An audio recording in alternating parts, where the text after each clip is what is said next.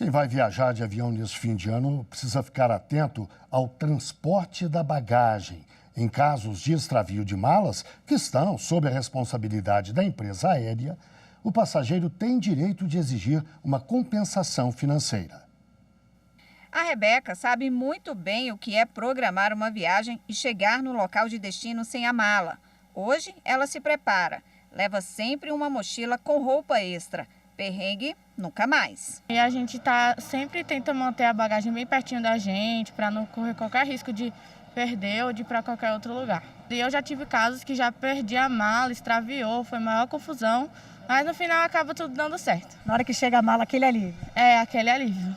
Pois é, estar longe de casa e descobrir que a sua mala e seus pertences simplesmente se perderam pelo caminho ou foram violados é um dos pesadelos mais temidos de qualquer viajante. Já pensou, a gente sem as roupas que a gente colocou, guardou?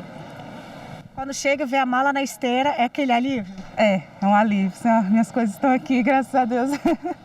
Os casos de extravio de bagagem geralmente ocorrem em conexões, no check-in, na movimentação de bagagens sem etiquetas de identificação e nos casos de furto, no próprio saguão do aeroporto. Por mais cuidado e atenção que se tenha no aeroporto, qualquer problema deve ser comunicado imediatamente por escrito à companhia aérea. Se a empresa não puder entregar a bagagem de imediato, o passageiro pode exigir uma compensação financeira para comprar itens de primeira necessidade. Se a bagagem foi entregue com atraso superior a 72 horas do desembarque, também é direito do passageiro exigir uma compensação financeira maior. E ainda sobre este assunto, a gente conversa agora ao vivo com o diretor-geral do PROCON do Distrito Federal, Marcelo Nascimento. Marcelo, boa tarde, obrigado pela participação no Jornal da Justiça. Boa tarde, Guilherme. É um prazer e uma satisfação estar aqui mais uma vez conversando com nossos ouvintes aí na TV Justiça. Muito obrigado pelo convite. Obrigado também. A pandemia alterou bastante o cenário no transporte aéreo, voos foram cancelados ou mudaram de horário.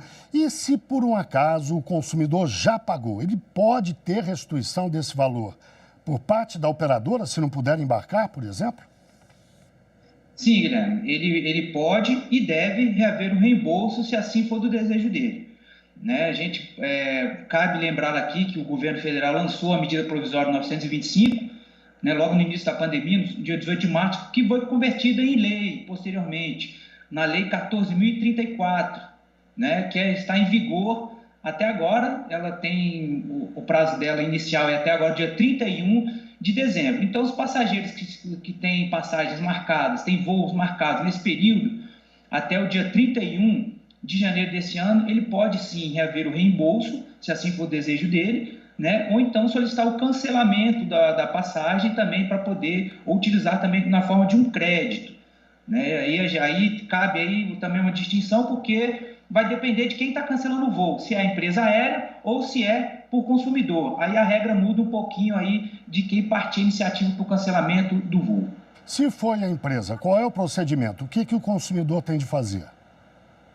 Bom, se a empresa, se o cancelamento se deu em razão da pandemia e partiu de iniciativa da empresa aérea, ela deve disponibilizar para o consumidor, ela vai ter um prazo para disponibilizar até 12 meses da data do voo, o reembolso desse valor para o consumidor, corrigido pelo INPC.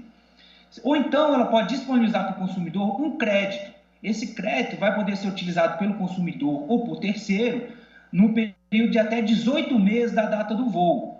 Né, que ele pode ser utilizado tanto para crédito por passagens aéreas ou então para algum outro produto ou serviço oferecido pela companhia aérea.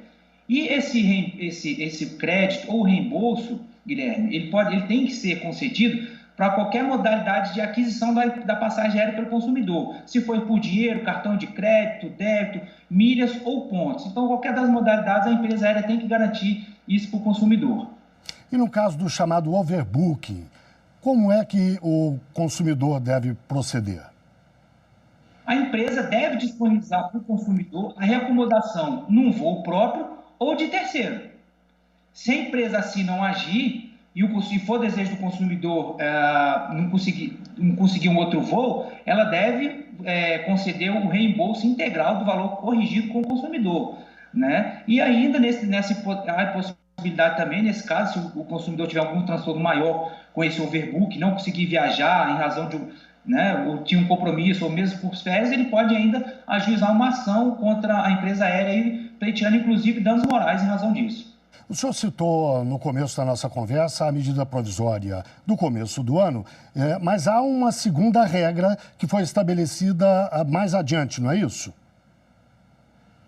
Não, o que aconteceu foi que essa medida provisória foi convertida em lei agora em agosto, né? Então, ela estabeleceu algumas regras, né, em razão do transporte aéreo, foi, na verdade, uma lei para poder socorrer a aviação civil aérea brasileira, que foi o primeiro setor econômico que sofreu com o impacto da pandemia, né, foi com fechamentos de aeroportos, cancelamentos de voo. Então, essa lei veio para socorrer as empresas aéreas. E também para poder salvaguardar os consumidores nos casos de remarcação de voos, cancelamento ou reacomodações, né? Então, há essa regra, como eu falei, se o cancelamento partir de iniciativa da empresa aérea, e também se partir do consumidor. A grande diferença é se partir do consumidor, a empresa vai poder cobrar as penalidades contratuais, né? E ela ainda terá também um prazo de 12 meses para poder efetivar o reembolso no caso do pedido de cancelamento por iniciativa do consumidor. Mas o consumidor tem que deixar isso claro também, quando ele for solicitar o cancelamento,